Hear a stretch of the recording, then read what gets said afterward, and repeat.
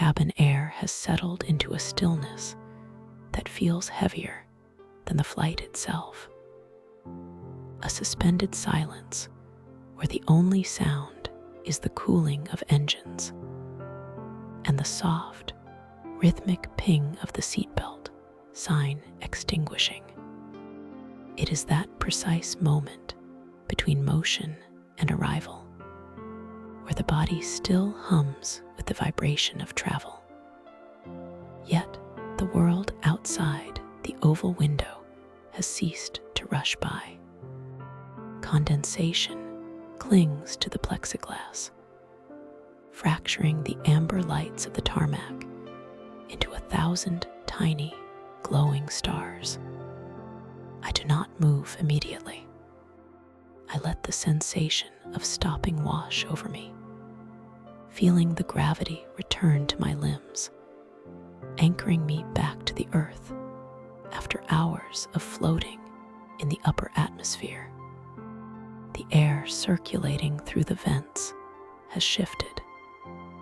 It no longer smells of recycled oxygen and coffee, but carries a faint, distinct trace of damp earth and evening mist.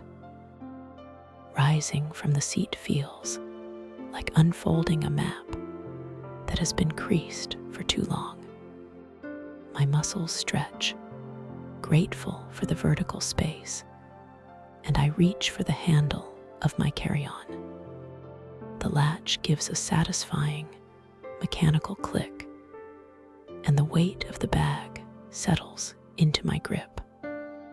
It is a grounding weight, a reminder that I am here, physically present, about to step into the ancient heart of Tuscany.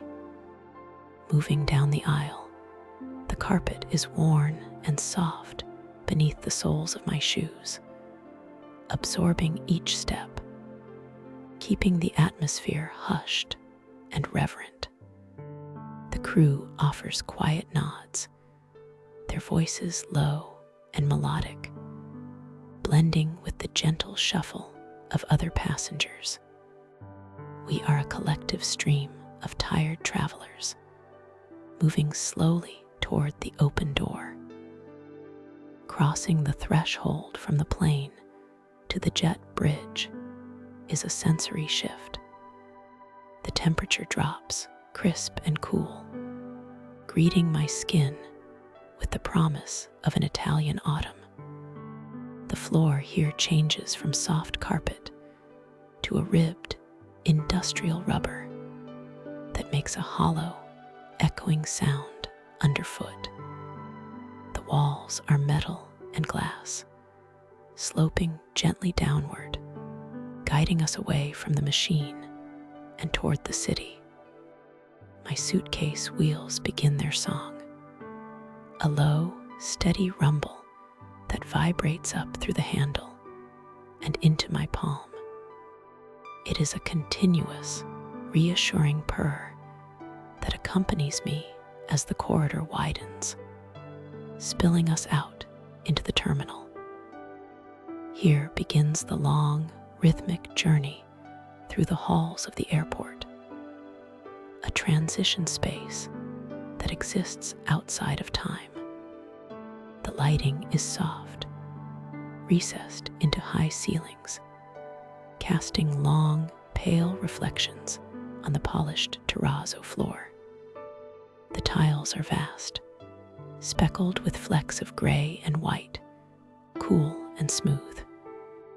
My shoes make a sharp, clean sound here, a rhythmic clack, clack, clack that echoes slightly in the open space. I match my breathing to this cadence. In for 3 steps, out for 3 steps. The hallway stretches out, a long ribbon of light and stone. There is no need to rush. The signs above are simple, glowing white icons on dark backgrounds, pointing the way forward. I let my eyes soften, blurring the edges of the concourse, focusing only on the 10 feet of floor directly in front of me. The suitcase rolls effortlessly here, the wheels gliding over the polished surface with barely a whisper. Occasionally, the texture changes. The terrazzo gives way to a section of short, tight woven carpet in a deep navy blue. The sound of my steps instantly dampens, becoming a muted thud, and the resistance on the wheels increases slightly. I feel the drag in my wrist, a gentle pull that requires just a little more intention to maintain the pace. Then the carpet ends, and the sharp clarity of the tile returns. Ahead, a moving walkway stretches for what looks like 100 yards. I step onto the metal grate at the start, feeling the slight lurch of acceleration as the belt takes my weight. I stand still for a moment, letting the machine carry me. The handrail is a thick, black rubber loop, moving in sync with the floor. I rest my hand on it, feeling the cool, slightly tacky texture, the subtle vibration of the motor running beneath the floor plates. The sound here is a hypnotic, mechanical drone, a low-frequency hum that seems to massage the mind into a state of blank tranquility. To my left, large windows look out over the airfield, but the night has turned the glass into mirrors. I see only the reflection of the empty hallway, the ghost of my own silhouette gliding past, and the rhythmic flash of runway lights in the distance. I begin to walk while on the moving belt, compounding my speed. The sensation is dreamlike, covering ground with unnatural ease. My steps feel light, buoyant. The rubber belt underfoot has a slight give, softer than the tile, absorbing the impact. The groove of the belt sings against the wheels of my luggage, a high-pitched, zipping sound that remains constant and steady. At the end of the walkway, I anticipate the transition. The metal teeth of the comb plate approach, and I step off with a practiced stride, the wheels of my bag bumping gently, thump-thump, as they cross the threshold back onto solid ground. The rhythm resumes. Left foot, right foot, the weight of the bag swinging like a pendulum. The terminal is quiet. It is late, and the bustle of the day has evaporated, leaving behind a peaceful, cavernous space where solitary footsteps are the dominant sound. I approach a set of stairs, but choose the long, sloping ramp that winds down toward the lower level. The floor here is a different texture, a non-slip surface with a gritty, sandpaper-like finish to ensure traction. It creates a scuffling sound, a hushed friction with every step. I hold the bag close to my leg to prevent it from rolling too fast, feeling the gravity pull it downward, guiding me deeper into the building. The air grows slightly warmer as I descend, the scent of espresso becoming stronger, drifting from a closed cafe on the arrivals level. The baggage claim area is a vast landscape of stainless steel and linoleum. The carousels are mostly still, looking like dormant metal serpents. One is active, the rubber slats sliding over one another with a rhythmic clacking sound, followed by the soft buzzer that announces a new wave of luggage. I bypass this, moving through the green channel, the customs officers barely looking up from their monitors, a silent nod granting me passage. The sliding glass doors at the exit part with a pneumatic hush, and suddenly the soundscape shifts entirely. I step out of the climate-controlled bubble and into the Florentine night. The air is startlingly fresh, carrying the mineral scent of old stone and the damp, organic smell of the Arno River, invisible in the dark, but close. The humidity embraces me, softening the crisp edges of the airport air. A line of white taxis waits by the curb, their engines idling in a low, collective murmur. I move toward the first one, the driver already stepping out to assist. He is an older man, his movements efficient and silent. He takes my bag, lifting it with ease, and places it in the trunk. The lid closes with a solid, muffled thud, sealing my belongings away. I slide into the backseat, the upholstery cool leather that creaks softly as I settle in. The door closes, and the world is instantly dampened.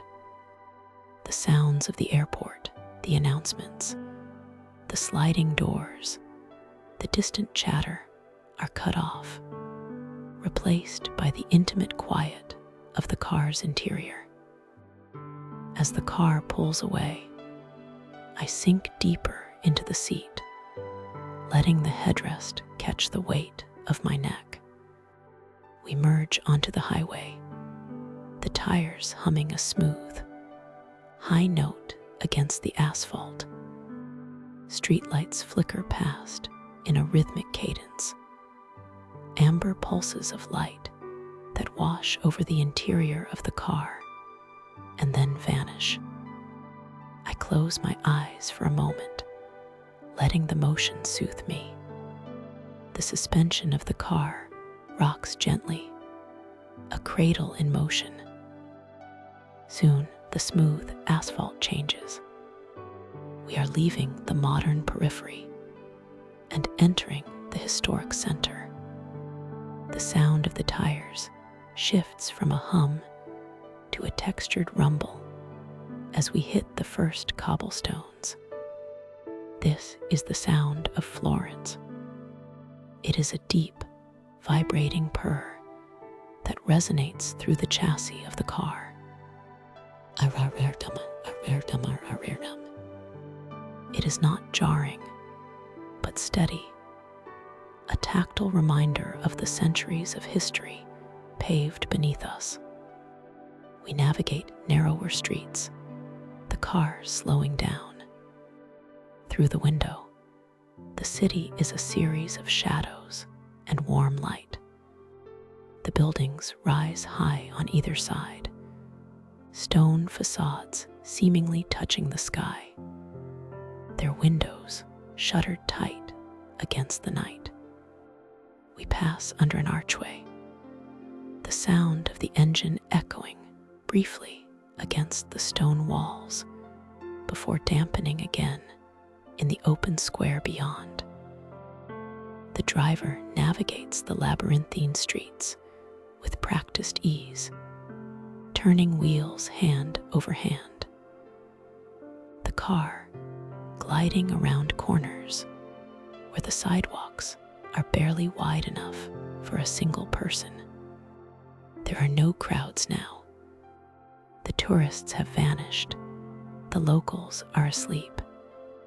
The city feels like a private room, vast and empty, waiting just for me. We pass a small piazza where a fountain trickles quietly. The sound of falling water, audible even through the glass, for a fleeting second before we move on. The car comes to a halt on a narrow street, paved with large, uneven flagstones. The engine cuts out, and silence rushes in to fill the space. It is a profound silence, heavy with the weight of stone and time. I step out, the air cooler now, settled deep between the buildings. The driver places my bag on the stones. A different sound here, a solid clack against the history of the street. He nods, a silent farewell, and drives off, his taillights disappearing around a bend, leaving me standing alone in front of a heavy wooden door.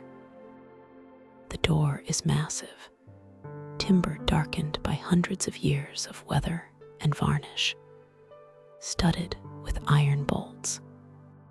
I retrieve the key instructions I memorized. A small brass keypad is hidden discreetly behind a planter. I enter the code. A heavy mechanical latch releases from inside, thunk, a sound that feels like unlocking a fortress. I push the wood. It is heavy, requiring my shoulder to budget. It swings open on silent, well-oiled hinges, revealing a small, dimly lit vestibule. Inside, the air is still, and smells of beeswax and old paper. The floor is black and white marble, worn into soft depressions in the center of each tile by generations of footsteps. I lift my suitcase now, carrying it rather than rolling it, respecting the silence of the sleeping building. The stairs ahead are stone, the railing a smooth, cool iron that fits perfectly in the palm of my hand. I ascend slowly. One step, pause. 2 steps, pause. There is no elevator, only this slow, deliberate climb. My breathing regulates to the effort, the physical exertion grounding me further. The stone steps are cool, even through the soles of my shoes. On the 2nd floor, I find the door to the apartment. It is lighter, painted a soft cream. The key is a physical one this time, a long, skeleton-style key that feels heavy and significant. I slide it into the keyhole. It engages the tumblers with a series of precise clicks, metal moving against metal. I turn it, feeling the resistance, then the release. The door opens. The apartment is a sanctuary of shadows. I do not turn on the main lights. The illumination from the street lamps outside filters through the slats of the wooden shutters, casting stripes of amber light across the terracotta floor. I set my bag down near the entrance. I do not unpack. That is a task for the daylight. For now, the only goal is to shed the layers of travel. I move to the bathroom, the tiles cool and smooth. I turn the tap, the water rushing out clear and cold. I cup my hands, splashing my face, washing away the recycled air of the plane, the fatigue of the transit. The water is shocking at first, then incredibly soothing. I dry my face with a towel that is thick and rough, smelling of lavender and sun. Moving into the bedroom, the space is dominated by a large bed with a wrought iron frame. The linens are white, glowing faintly in the semi-darkness. I pull back the duvet. It has a weight to it, a heaviness that promises comfort. The sheets beneath are crisp, tight, and cool to the touch. I sit on the edge of the mattress, untying my shoes. One by one, I slip them off, placing them quietly on the floor. My feet, finally free, sink into a small, plush rug by the bedside. I remove my outer layers, the movements slow and heavy, my body acknowledging that the journey is over. There is a sense of completion in the simple act of folding my clothes and placing them on the chair. I slide between the sheets. They are wonderfully cold against my skin, smooth and clean. The mattress rises to meet me, firm and supportive. I pull the heavy duvet up to my chin, the weight of it pressing me down, anchoring me into the bed. I lie on my back, staring up at the ceiling, which is lost in the shadows above. The room is silent, save for the very faint, very distant sound of a church bell tolling the hour, deep and resonant. My internal clock is slowly aligning with the rhythm of this city. I think briefly of the Duomo, standing silent and majestic just a few streets away, waiting for the dawn.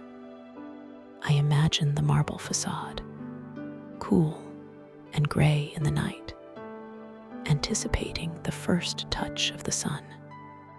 But the image is soft, fading at the edges. My eyes grow heavy, the lids fluttering closed.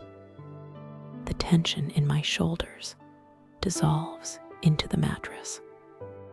The rhythm of the train, the plane, the taxi, it all fades into a singular, steady heartbeat. I am here. I let the breath leave my lungs in a long, slow exhale, surrendering the final thought of the day to the quiet dark. The air above the Arno is heavy with the specific wet cold of a river at dawn. It is a gray hour, the suspended moment before the sun crests the eastern hills to burn the mist off the water. I stand at the center of the pont, San Nicolo. The metal railing is beaded with dew, cold enough to feel through the fabric of my gloves. Below, the river is a moving sheet of slate, opaque and muscular, pushing west toward the sea. There is a sound here that anchors the morning.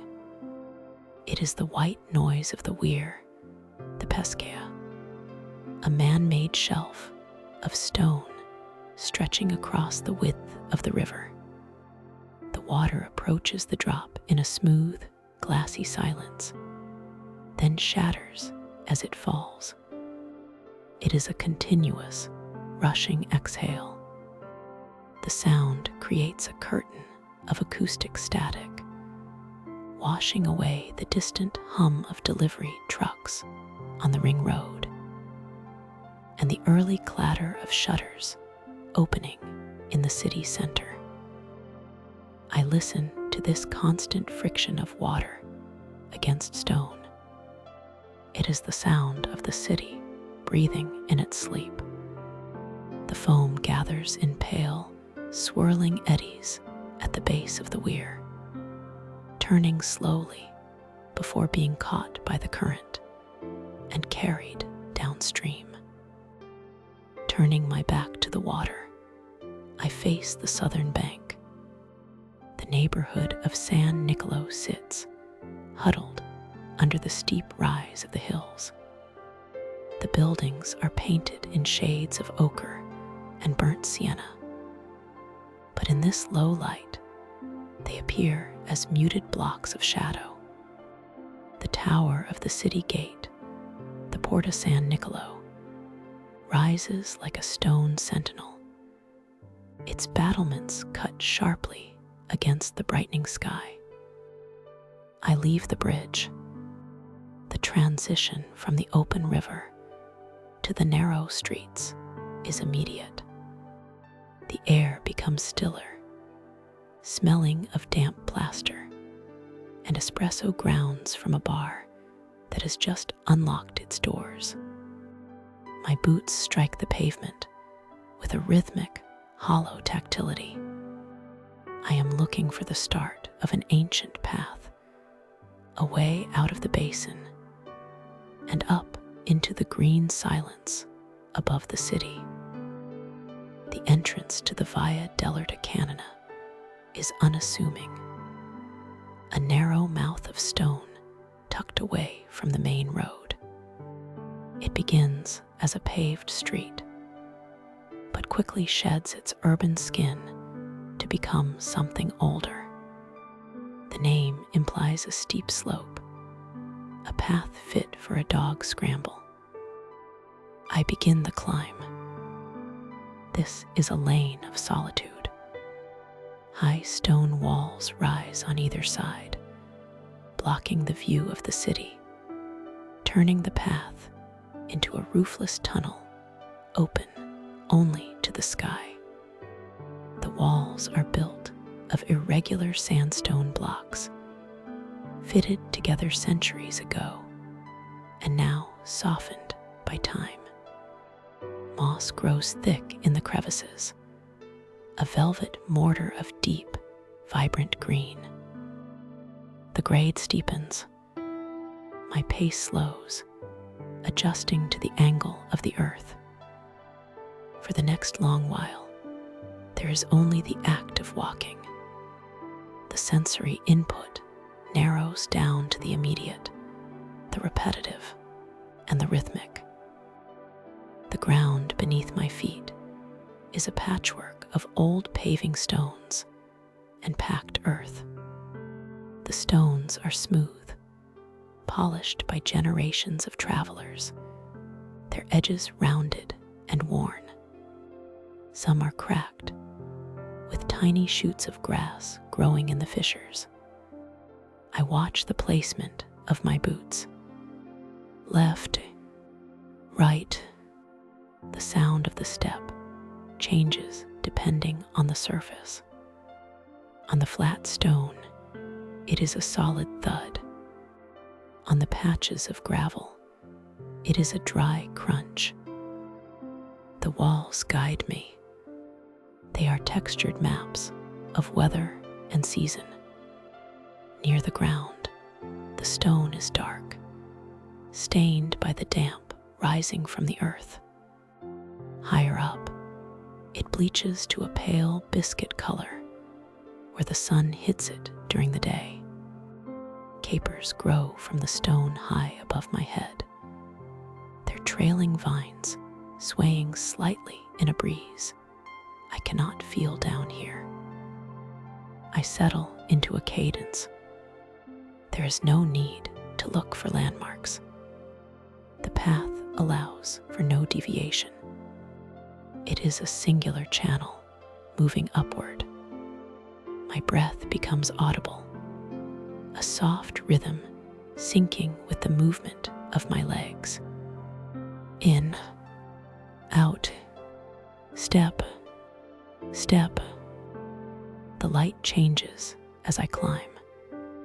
Down by the river, it was blue and gray.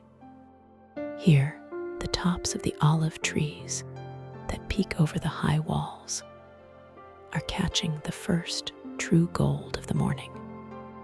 I cannot see the trunks of the trees, only their silver-green canopies spilling over the masonry like frozen waterfalls. Occasionally, A single olive drops onto the path, a small, dark punctuation mark on the pale stones. There are no cars here, no voices. The only sound is the natural friction of the climb. The brush of my coat against the wall when the path narrows.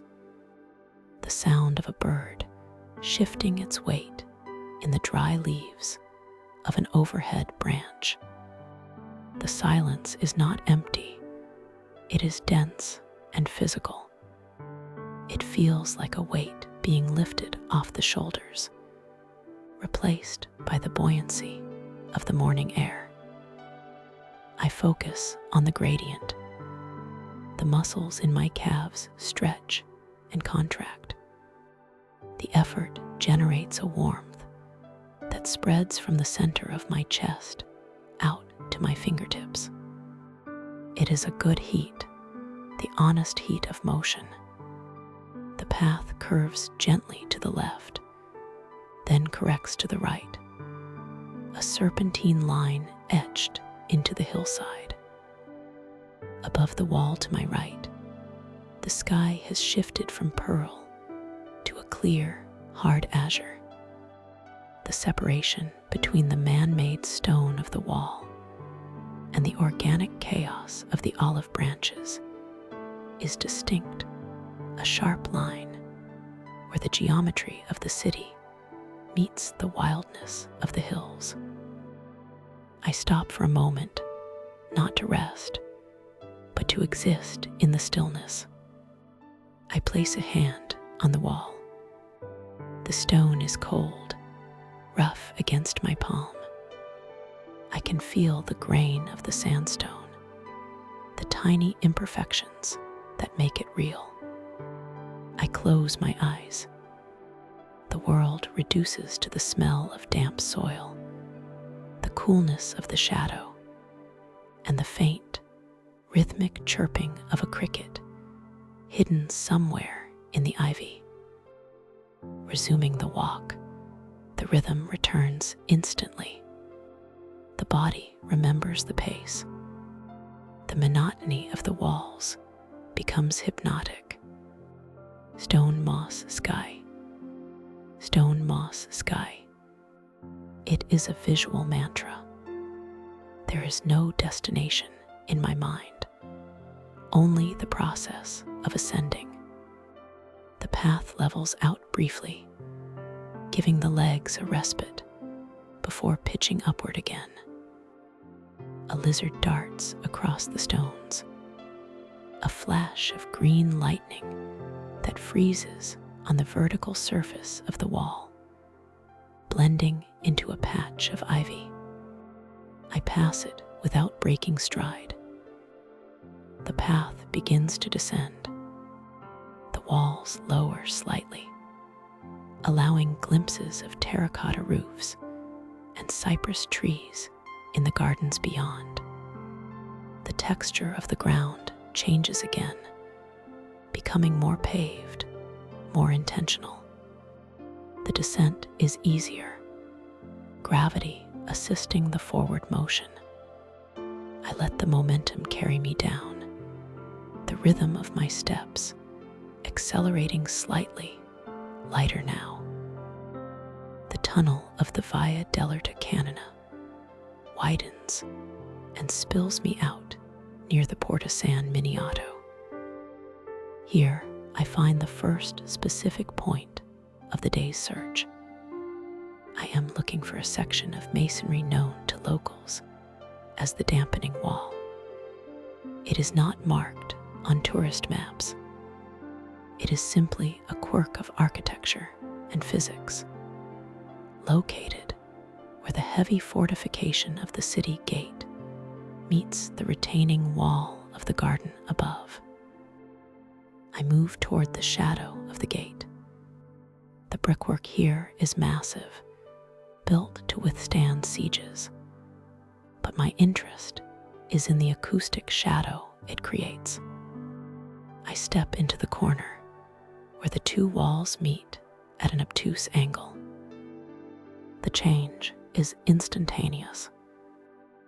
One moment, there is the ambient sound of the morning, a distant church bell, the wind in the trees, the scuff of my own boots. The next moment, silence. It is as if someone has placed a heavy wool blanket over my head.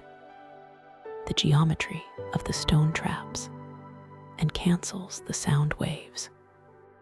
I stand perfectly still. The silence is thick, pressing against the ears. I scuff my foot on the ground. The sound is flat, dead, with no echo, no reverberation. It travels nowhere. I lean my back against the dampening wall. The stone sucks the vibration out of the air. It is a vacuum of sensory input, a place where the city's voice cannot reach. I take a breath, and even the sound of the inhalation seems muted, absorbed by the hungry masonry. It is a profound, isolating peace. I linger here, letting the silence reset my hearing, washing away the static of the weir I heard earlier. Pushing off the wall, I step back into the street, and the world rushes back in the chirp of a scooter, the rustle of leaves, volume restored. I turn west, following the line of the river, but one street removed, entering the Via de Bardi. This is one of the oldest streets in the Oltrarno, a canyon of nobility and history. The palaces here are tall and severe, their facades looming over the narrow roadway, blocking out the sun that has now fully risen. The light down here is indirect, reflected off the upper windows of the facing buildings. It gives the street a submerged, aquatic feeling. I am looking for the Devil's Knocker.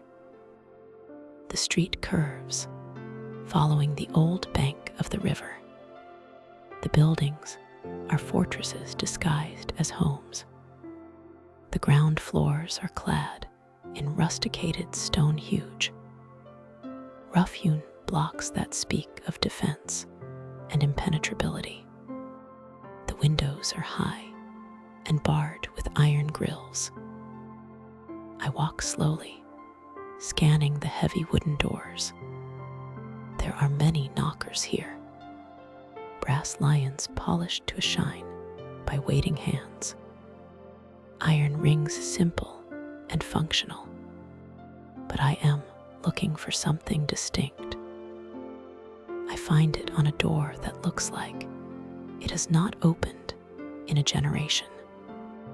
The wood is dark oak, almost black, scarred by centuries of rain and street grit. The grain is raised and deeply furrowed. The knocker is positioned high on the central stile. It is made of wrought iron, black and pitted. It is not a simple ring.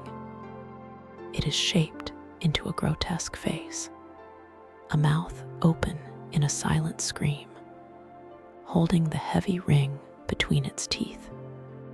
The iron has a dull, matte finish, absorbing the dim light of the street. I do not touch it. I only observe. The craftsmanship is terrified and terrifying. The eyes of the iron face are hollow sockets. The brow is furrowed in eternal exertion. It is a detail easily missed, a small piece of nightmares forged in fire and bolted to a rich man's door. The sub-goals of the morning are complete. The weir, the wall, the knocker. Sensory points on a map of feeling. I continue walking down Via de Bardi. The street widens as it approaches the Ponte Vecchio. The solitude of the Urta Canina is gone, replaced by the beginning of the day's true activity. Shopkeepers are rolling up metal shutters with a clatter that echoes off the canyon walls. A smell of baking bread drifts from a side alley, warm and yeasty, mixing with the cool river air. I reach a small piazza that opens up to the riverbank. The sun has cleared the rooftops now. The light is no longer gray or tentative. It is absolute and brilliant. It strikes the surface of the Arno, turning the slate water into a blinding ribbon of silver. Across the water, the city of Florence is waking up. But I stay on this side, in the Oltrarno. I find a low stone bench facing the water. The stone is still cool, holding the memory of the night. I sit. The rush of the weir is far behind me now, a memory of white noise. The silence of the dampening wall is a memory of pressure. The face of the iron knocker is a memory of shadow. Here, the light is the only thing that matters. I watch it crawl down the facade of the buildings on the opposite bank. It touches the tiles of the roof first, turning them a bright, dusty orange. Then it slides down the plaster walls, revealing the colors layer by layer: yellow, cream, pink. A rower passes on the river, the scull cutting a clean, dark line through the silver water. The oars dip and rise, a metronome keeping time with the morning. I let the tension in my shoulders drop. The list of things to find is empty. There is only the sitting and the watching and the steady, warming weight of the sun on the back of my hands. The river moves, the light holds, and the day simply begins.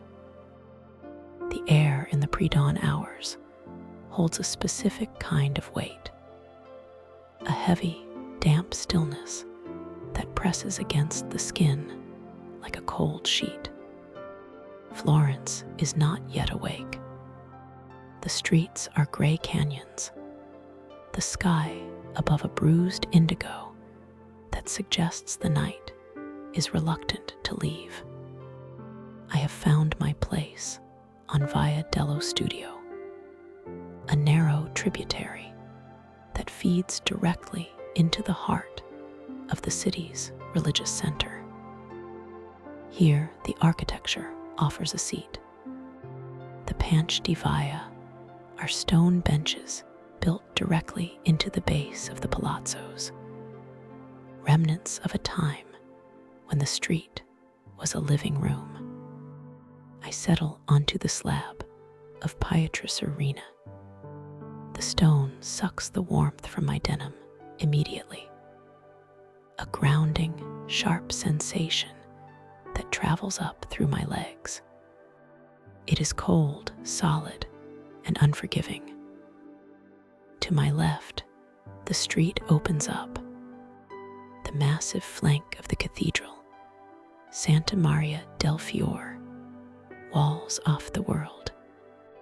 From this angle, sitting low against the palazzo wall, the Duomo is not a monument, but a landscape.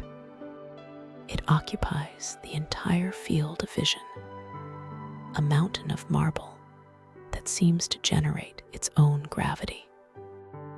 I am here to watch the waking. For a long time, there is only the gray. The marble stripes of the cathedral are muted. The white indistinguishable from the green, both swallowed by the flat, pre-dawn light. It is quiet enough to hear the hum of a street lamp flickering out at the far end of the piazza. Then the shift begins. It is not a sudden burst of sun, but a gradual dilution of the shadows. High above, on the very tip of the great dome, the copper ball and the cross catch the first unseen ray from over the eastern hills. They glow suddenly, a spark of gold suspended in the gloom. The light begins its slow, viscous descent.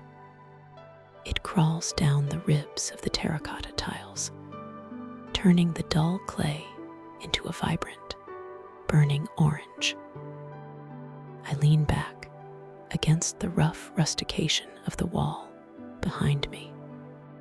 My breath plumes out, a white ghost that vanishes in seconds. The light hits the marble facade. This is the moment the stone changes. The white Carrara marble, previously the color of old bone, brightens to the shade of fresh cream. Next to it, the green serpentine from Prado deepens, shedding its gray coat to reveal a rich, dark forest verdancy. And the pink, the subtle Maremma pink that often gets lost in photographs, warms up, looking like flushed skin against the cold stone. It is a slow, hydraulic motion. The line of sunlight descends inch by inch, illuminating a statue in a niche, then a twisted pillar, then the geometric flowers inlaid in the wall. The vast structure is being painted into existence, layer by layer, from the heavens down to the street. I stand. The stone bench has done its work, chilling me enough that movement feels necessary. My boots make a scuffing sound on the pavement as I move away from the shelter of Via dello Studio and step into the Piazza del Duomo proper. The space is immense. Without the crowds of the afternoon, the emptiness feels amplified.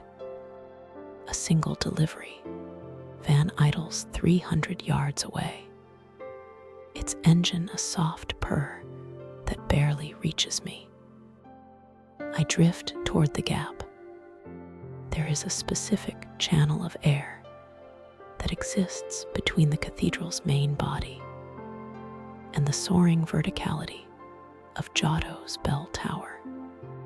They stand close, separated by a slice of sky and pavement. I position myself directly in this corridor. The wind is always stronger here, funneled by the millions of tons of stone on either side. It brushes past my ears, carrying the scent of damp dust and old incense. I check the watch on my wrist. The second hand sweeps past the 12. It is 7 o'clock in the morning. High above, inside the campanile, the mechanism engages. I hear the click, a mechanical clearing of the throat before the strike. The first bell hits. It is not just a sound, it is a concussion. The bronze resonance falls from the tower like a heavy curtain. Because I am standing in the gap, the sound waves bounce between the cathedral wall and the tower, amplifying, folding in on themselves. Bong!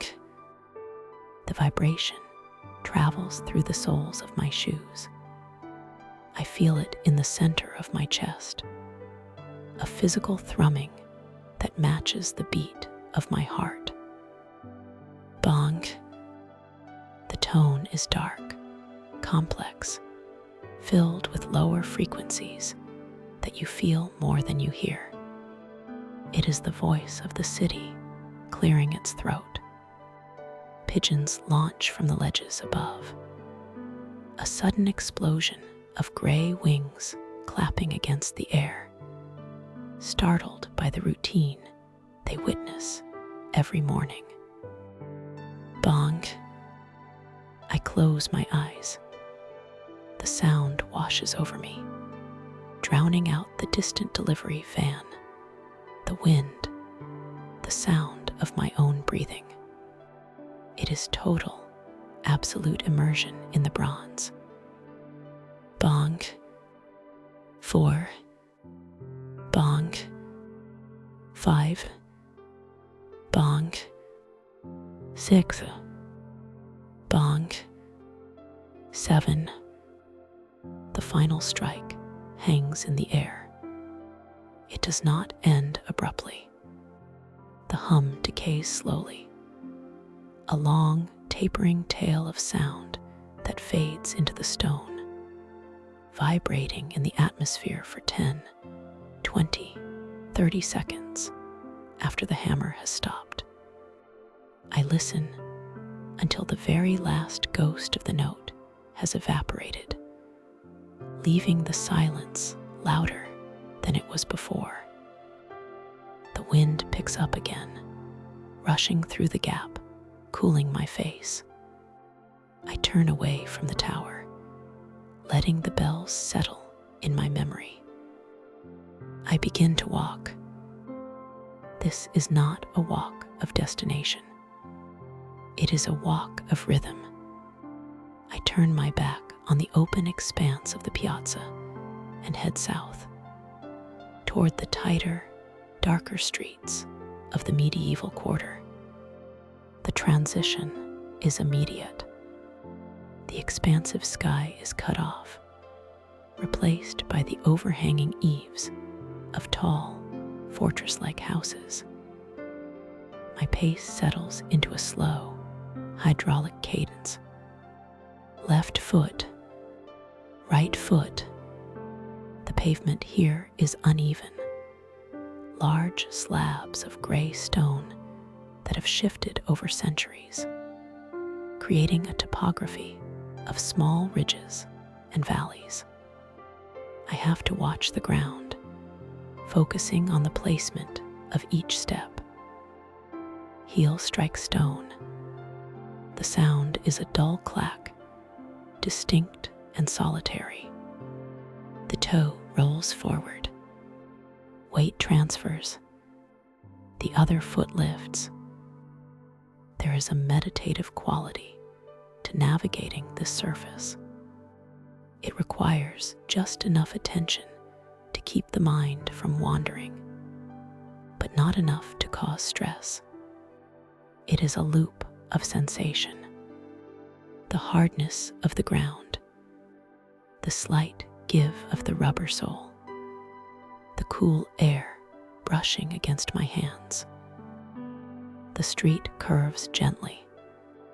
I pass doorways that are shut tight, heavy wood reinforced with iron studs.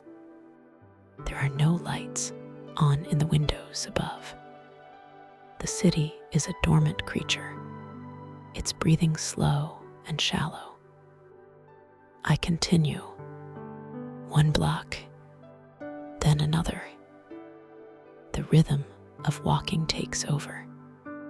The visual inputs blur into a stream of gray and brown textures.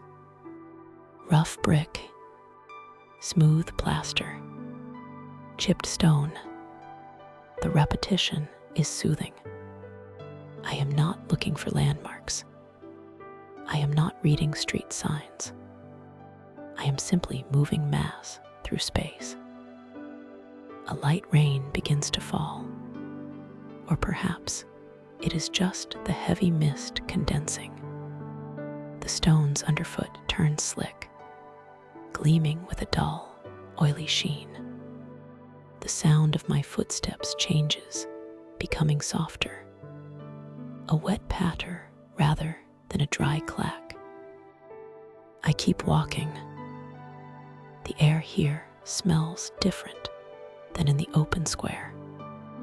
It smells of damp mortar, of cellars, of centuries of rain trapped in porous rock. It is a mineral scent, clean but heavy. I pass a small intersection, barely wider than a hallway, and continue straight. The walls on either side seem to lean in. The sky is just a ribbon of pale light far above. I am walking at the bottom of a ravine. My hands are in my pockets, warmth contained against my palms. My shoulders drop, the tension of the early morning vigil releasing with the movement. There is nothing to do but put one foot in front of the other. Step, step, step. The monotony is the point. It clears the slate. The grandeur of the Duomo, the gold of the sunrise, the power of the bells, all of that is behind me now. Here, there is only the gray tunnel of the street and the rhythm of propulsion. I listen to the sound of my own breath, in filling the lungs with the cool, damp air. Out, a soft rush, escaping into the narrow street. In, out, it matches the beat of the boots on the wet stone. A cat sits in a doorway, watching me pass. It does not move, does not blink. We acknowledge each other, two silent travelers in the quiet morning. And then I am past it, leaving it behind in the gloom. I walk until the rhythm feels like it has always been there, until the act of walking feels like the only thing that is real. The world shrinks down to the immediate circle of perception. The 3 feet of ground ahead of me, the sensation of the coat settling on my shoulders, the metronome of my stride. Gradually, the texture of the street changes again. The large, irregular slabs give way to smaller, more uniform cobbles. The acoustic landscape shifts. I have arrived at Via dei Magazzini. This is a short street, barely a connector between the larger thoroughfares, but it holds a secret. The buildings here are incredibly tall, and the street exceptionally narrow, creating a perfect acoustic box. It is known to locals as a place where sound does not escape. It magnifies. I stop walking. The silence here is different. It is pressurized. I take a step, deliberately scuffing my heel. Scuff-uff-uff. The sound snaps back at me instantly, sharp and clear. It bounces off the left wall, hits the right, and returns to my ears with a brightness that is startling. I stand in the center of the alleyway. A window opens somewhere 3 stories up. The latch clicking sounds like a pistol shot. Click-ick. A woman's voice drifts down, speaking to someone inside the apartment. She is whispering, but down here, it sounds as if she is standing right next to my ear. I can hear the sibilance of her S, the breathy intake of air between words. The architecture acts as a funnel, capturing every sonic fragment and pouring it down into the street. I wait. A delivery cart is being pushed over the cobbles 2 streets away. In any other place, it would be inaudible. Here, it sounds like distant thunder, a rolling, grumbling bass note that vibrates in the air. This is the echo chamber of Dante's Quarter. It amplifies the intimacy of the city. It turns the private sounds of waking up, the running water in a pipe, the clink of a spoon against a ceramic cup, the rustle of a shutter into a public performance. I lean my shoulder against the wall of the building, known as the Badia Fiorentina. The stone is rough, the mortar crumbly under my jacket. I am a listener in the theater of the morning.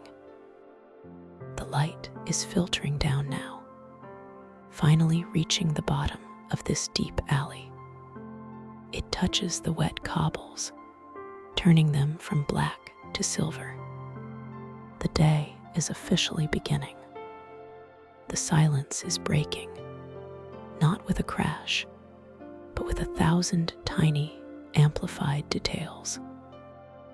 I stay there, pressed against the ancient stone, letting the magnified sounds of the waking city wash over me, listening to the world assemble itself, one echo at a time. The coolness of the wall seeps through my layers, a gentle reminder to rest, to stop, to let the morning drift. The first light of the morning does not strike the city all at once. It arrives in hesitation, a pale, diluted gold that tests the edges of the rooftops before committing to the streets below. From the window, the air feels cool, carrying that specific river damp scent that clings to the Arno before the heat of the day burns it off. I dress in silence. The fabric of my shirt is crisp, settling against my skin with a comforting weight.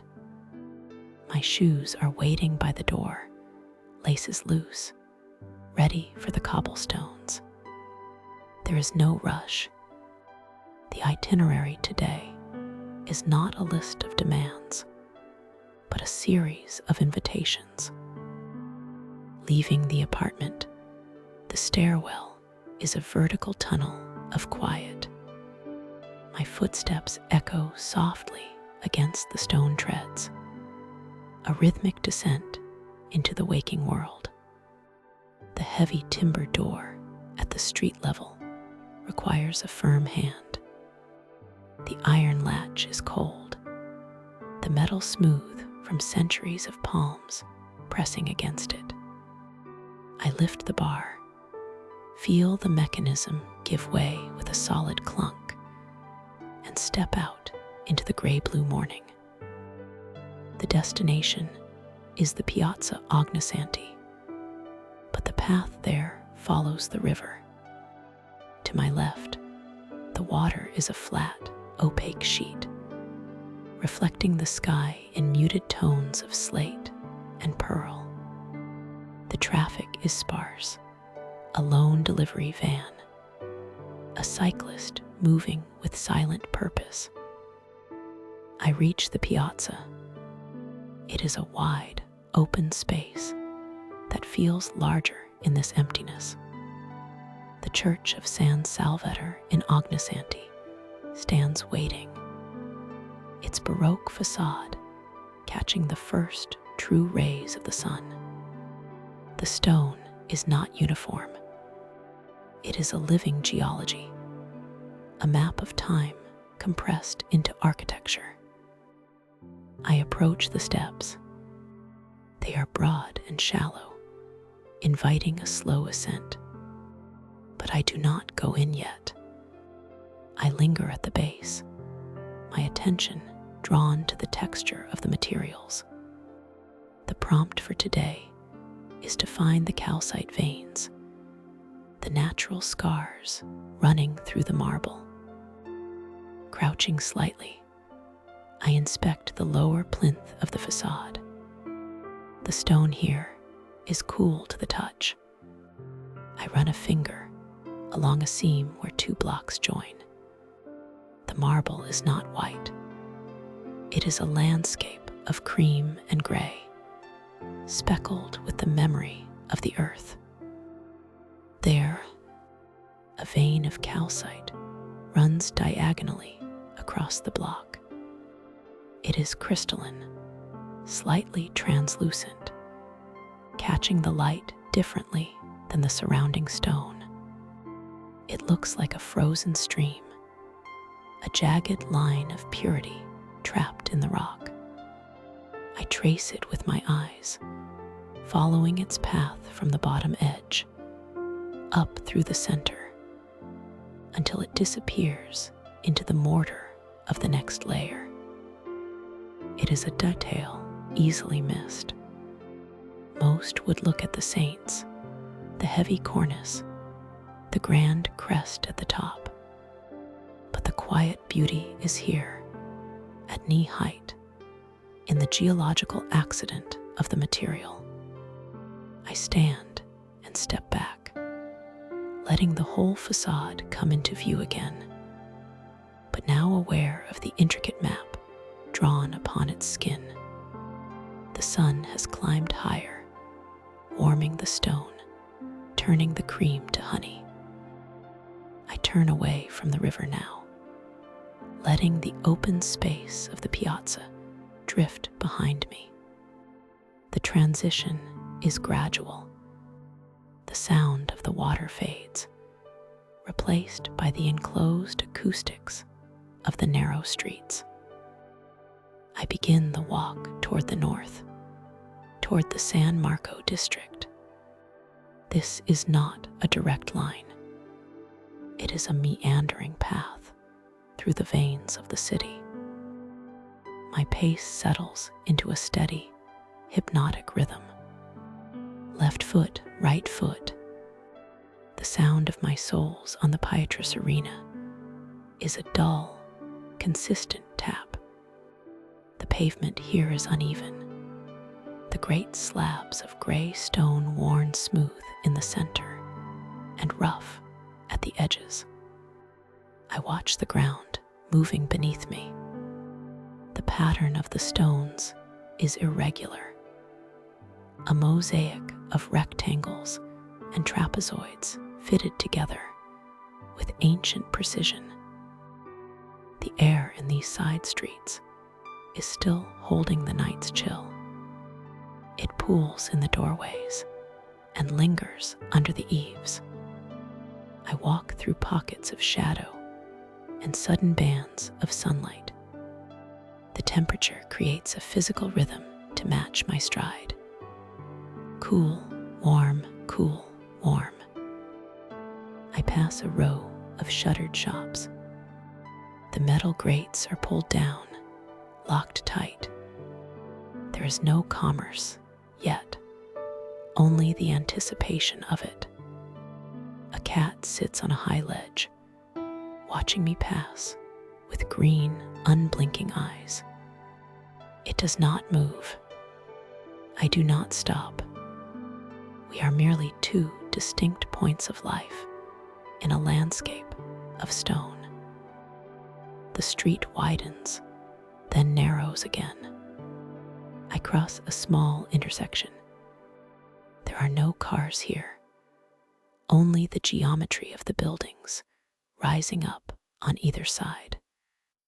Walls of stucco, painted in fading shades of ochre and terracotta, peel in slow motion. I focus on a patch of wall to my right. The plaster has cracked, revealing the rough brick underneath. It looks like a wound that has healed over, rough and textured. I keep walking. There is a meditative quality to this movement. The mind empties of specific thoughts and fills with the immediate sensory input of the walk, the sensation of the sock against the heel, the swing of the arms, the way the breath regulates itself to the cadence of the steps. In, out, in, out. The city is a canyon. The sky above is a ribbon of deepening blue. But down here, the light is reflected, bouncing from wall to wall. It softens the edges of everything. A bicycle leans against a lamppost, its frame rusted, its basket empty. It looks like it has been there for years, a permanent fixture of the street. I turn a corner. The wind picks up slightly, funneling through the narrow passage. It brushes against my face, carrying the scent of baking bread from somewhere unseen. It is a warm, yeasty smell, grounding and familiar. But I do not look for the source. I simply let the aroma pass, a fleeting note in the symphony of the morning. The texture of the ground changes. The large, smooth slabs give way to smaller cobblestones, rounded and uneven. The sound of my walking changes with it. The tap becomes a crunch, a more complex interaction between shoe and stone.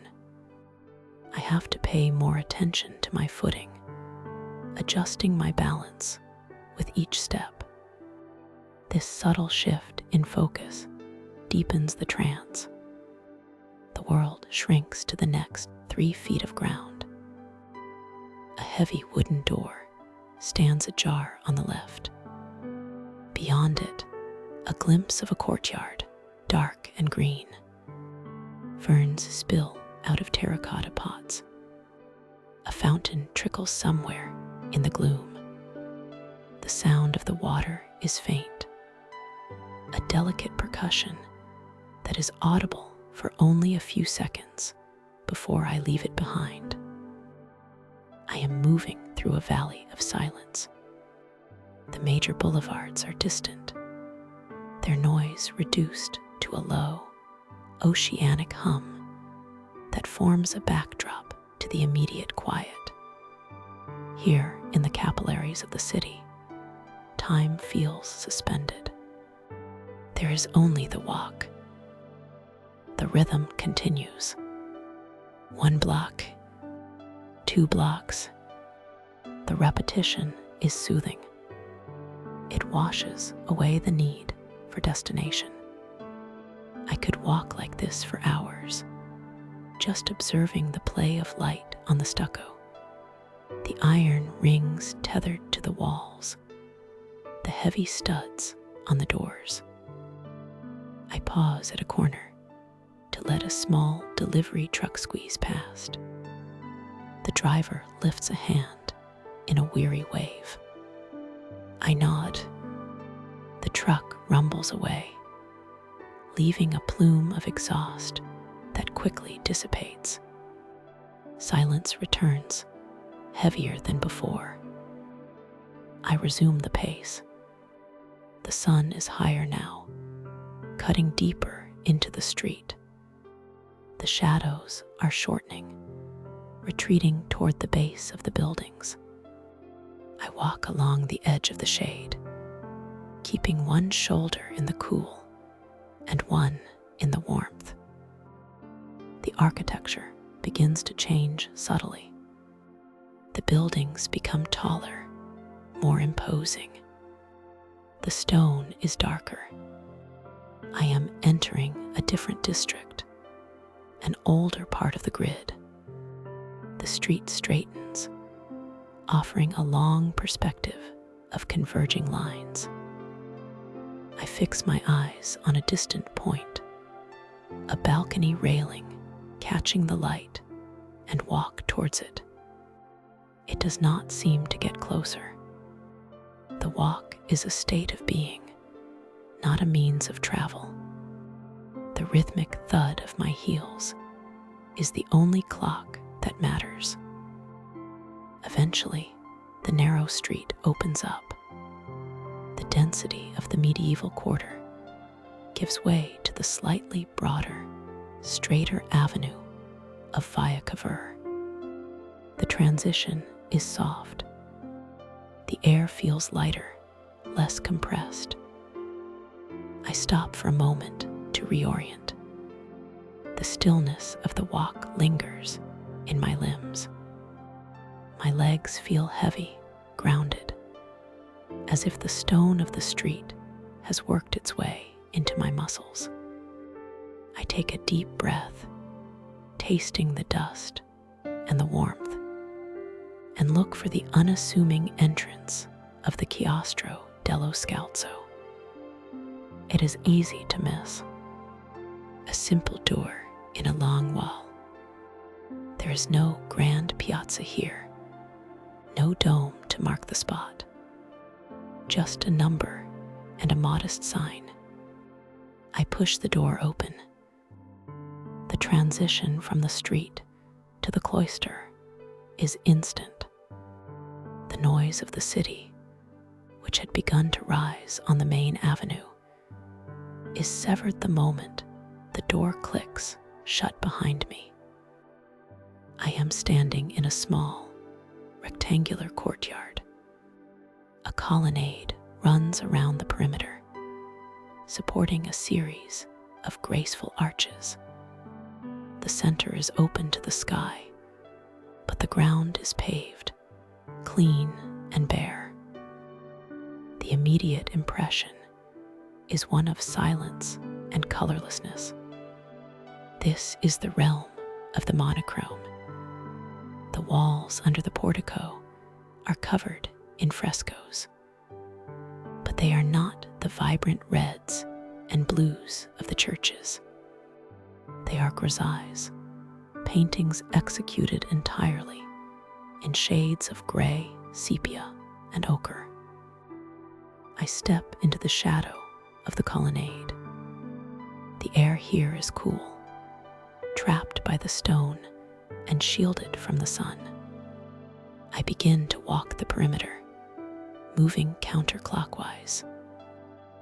The frescoes tell a story, scenes from the life of the Baptist, painted by Andrea del Sardo and his student.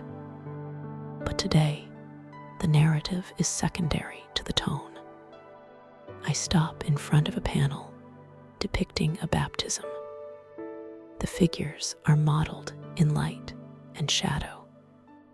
They look like statues carved from mist.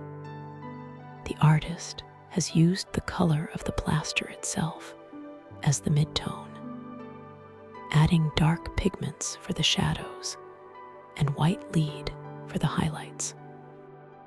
I lean in closer. The brush strokes are visible, confident, and fluid. The illusion of depth is remarkable.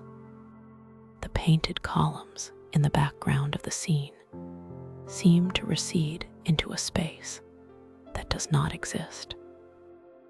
I look at the real columns of the cloister. They are made of pietra serena, a gray sandstone. The sun is angling into the courtyard now, casting the shadow of the real columns onto the floor.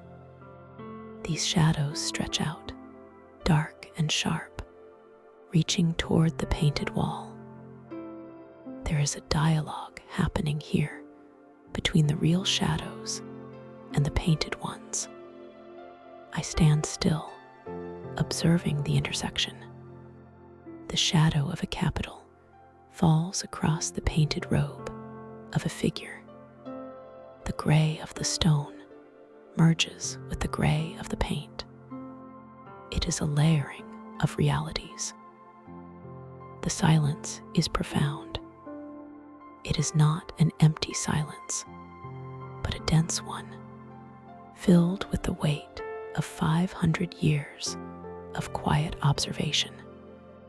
I can hear the blood rushing in my ears. A pigeon flutters down from the roof, landing in the center of the courtyard. Its claws click against the stone. It coos once, a soft, vibrating sound that amplifies the stillness. I move to the next panel. The scene is crowded with figures, but the lack of color creates a sense of calm. There is no visual noise. The eye is forced to look at form, at volume, at the way drapery hangs from a shoulder. I trace the line of a cloak with my gaze. It falls in heavy, sculptural folds. The light in the courtyard is shifting. As the sun climbs, the line of shadow on the floor retreats. The monochrome shadows I came to see are not just in the paintings, they are the architecture itself. The play of light creates its own grisaille on the floor, a constant, slow-moving performance of grays. I find a spot in the corner of the cloister where a stone bench is built into the wall. I sit down. The stone is cold through the fabric of my trousers. From here, I can see the entire rectangle of the courtyard. The symmetry is soothing. Column, arch, column, arch. The rhythm is visual, a repetition of forms that quiets the mind. I close my eyes for a moment. The afterimage of the gray figures lingers on my retina. I breathe in the smell of the cloister, old plaster, dry stone, and a faint hint of damp earth from the ground beneath. Opening my eyes, I watch a single dust mote floating in a shaft of sunlight. It drifts slowly, caught in a thermal current, rising and falling in the stillness. It shines like a spark of gold against the gray background of the frescoes. The morning has been a study in textures and tones. The veins of the calcite, the rough cobblestones of the long walk, the smooth, painted shadows of the cloister. There has been no need for words, no need for explanations. The sensory experience is enough. I stand up slowly, respecting the quiet of the space. I walk toward the exit, my footsteps soft on the flagstones. I pause at the door, taking one last look at the grisaille figures. They stand in their eternal gray world, waiting for the light to change, waiting for the next shadow to pass over them. I push the door open and step back out onto Via Cavour. The light outside is blindingly bright now, a stark white contrast to the dim sanctuary I have left. The heat of the day has arrived. It presses against my skin, a heavy, warm blanket. I turn south, letting the momentum of the city take me. There is no destination in mind now, only the need to let the morning settle. I find a small cafe a few doors down, the kind with just a counter and a few stools. I do not go in yet. I stand outside, leaning against the warm stucco of the wall, watching the people pass by. The rhythm of the street washes over me. The sound of engines, voices, footsteps. It all blends into a steady, flowing river of sound. I let my eyes unfocus, blurring the movement into streaks of color and light. day is fully awake, but I am still holding onto the quiet of the cloister, a small pocket of gray silence carried in the mind. The sun feels good on my face. I close my eyes again, tilting my head back slightly. The orange light filters through my eyelids. The noise of the city seems to drift further away, becoming a hum, then a whisper, then just a vibration in the air. I let the breath out, long and slow, and with it, the last of the morning's effort dissolves into the rising heat.